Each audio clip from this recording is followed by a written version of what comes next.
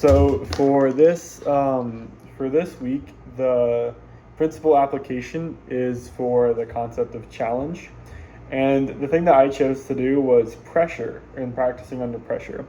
And essentially what that means is when you practice under pressure, you change the circumstances of your practice to kind of mirror the real world or make it more challenging than the real world so that the real world is easier.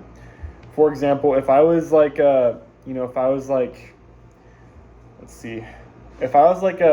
was still a rock climber, I'm not because I'm injured right now, but if I was still a rock climber, a way I might like recreate the pressure is instead of just climbing a bunch of different climbs, I would kind of give myself a time limit on climbs and I guess kind of like define the framework to be very specific.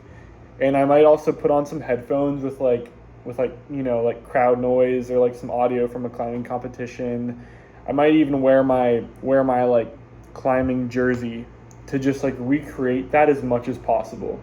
Because I think the really cool thing about that is that our brains kind of like thrive on like familiarity and they're very adaptable. So if you can kind of like take that high pressure situation and make it like familiar, then you can perform at like a higher level once it actually comes.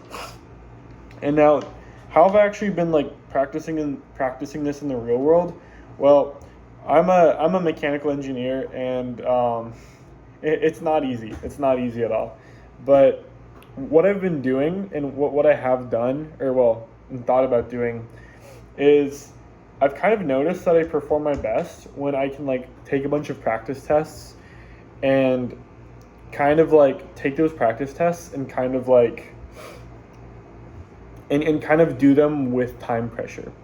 Now, back when I was a freshman, we used to have this calculus course called Calc 1, it was Math 152.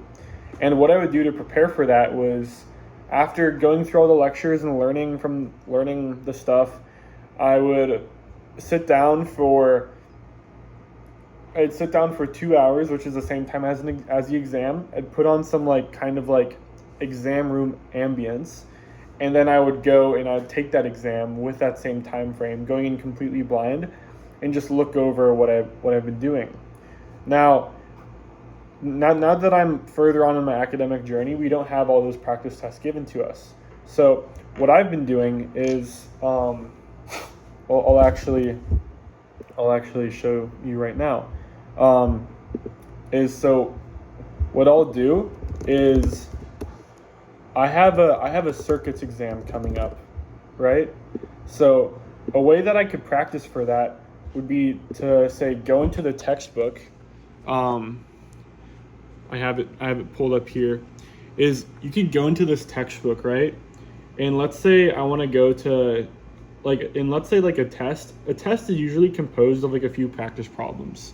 So I might pull a few of these difficult practice problems and kind of get like a random mix of them together.